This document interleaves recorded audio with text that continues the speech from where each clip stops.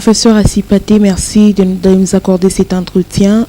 Face aux tensions entre les communautés de peuples de l'espace Kasaï et Katonga, Félix Tshisekedi plaide pour l'humanisme et la tolérance. Par quoi devra se traduire cet humanisme et cette tolérance dont il est en train d'évoquer?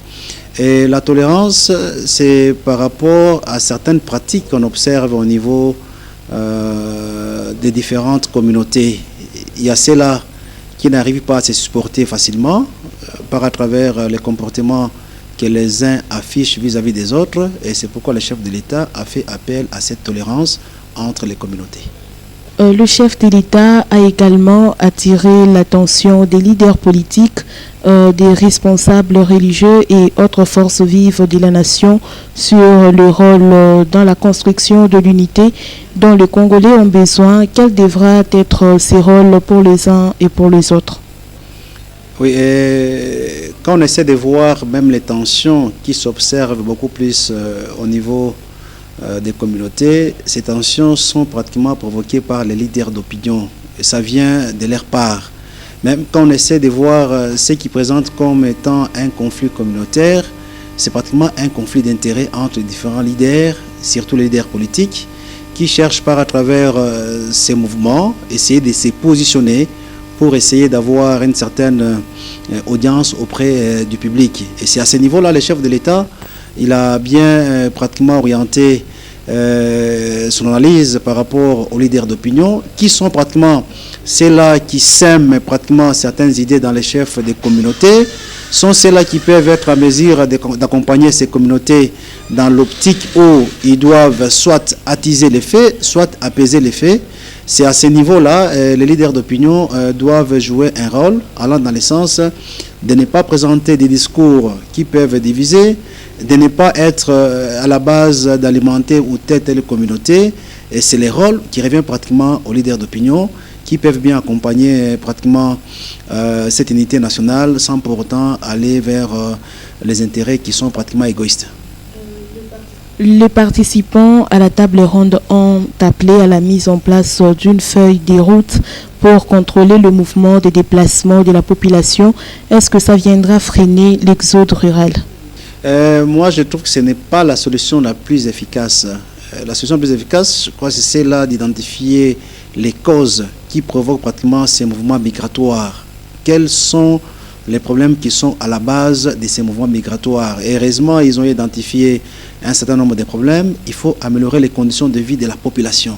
En améliorant les conditions de vie de la population, je ne vois pas celui-là qui peut laisser sa maison qui est bien garnie, aller habiter dans une case ailleurs. Et c'est là où la solution la plus efficace. Oui, bien sûr, en mettant aussi peut-être ce qu'ils ont envisagé comme mécanisme que moi je trouve qui doit être envisagé après avoir amélioré les conditions de vie. À ce moment-là, on aura la possibilité de gérer aussi les mouvements migratoires en ayant un contrôle purement administratif pour éviter qu'il y ait des gens de mauvaises intentions qui fouillent peut-être certaines situations où ils sont poursuivis par la justice et aller dans une autre province. À ce moment-là, ça peut marcher à ce niveau-là. Le participant recommande également la stabilité des institutions politiques en province. Comment garantir cette stabilité? Oui, et la stabilité des institutions politiques passe par à travers le respect des principes et des normes qui régissent les différentes institutions. La constitution est tellement claire, elle donne les attributions de chaque institution, les missions de chaque institution.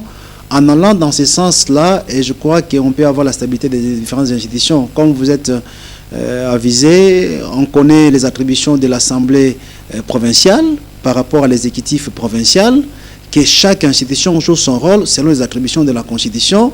Et en plus de ça, et chaque institution arrive à réaliser ses missions.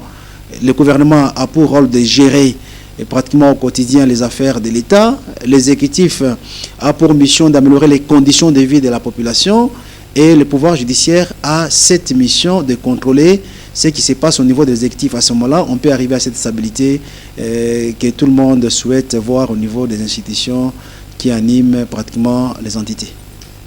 Et pour finir avec vous, deux peuples ont été appelés à cohabiter ensemble à l'heure qu'il est. Qu'est-ce qui viendra faciliter cette cohabitation? C'est un peu difficile. Pourquoi je dis difficile? la table ronde de Caravia a réuni les gens en cravate, les gens qui roulent dans les véhicules climatisés.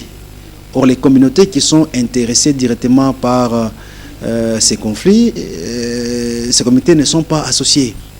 Moi, je vois beaucoup plus les petits citoyens landa, qu'on retrouve à la Katouba Kananga prolongée, qu'on retrouve à la Rwachi, qu'on retrouve à Kalebuka.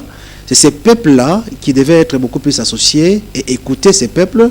À ce moment-là, on allait avoir la possibilité de dire réellement qu'il y a eu cette réconciliation. Ça, c'est une réconciliation entre les acteurs politiques qui font toujours semblant. Lorsqu'il y a de telles cérémonies, vous allez voir les gens s'embrasser, mais quand ils tournent les dos, chacun revient sur sa case de départ. Et je crains qu'après la table ronde, que ça puisse être davantage 2 fois plus avant la table ronde. Et je crois que ce qui a été fait avec les leaders d'opinion doit être accompagné au niveau de la base, que les gens sentent réellement qu'il y a un souci pour essayer d'approcher ceux-là qui se battent, afin qu'ils puissent se réconcilier en passant par l'amélioration des conditions de vie de ces différentes communautés. Monsieur Assipata Sikitiko, vous avez répondu à toutes nos questions. Merci d'avoir accepté cette invitation sur Kiondo Radio Télévision. C'est à moi de vous remercier pour qu'il intervienne dans ma personne. Merci.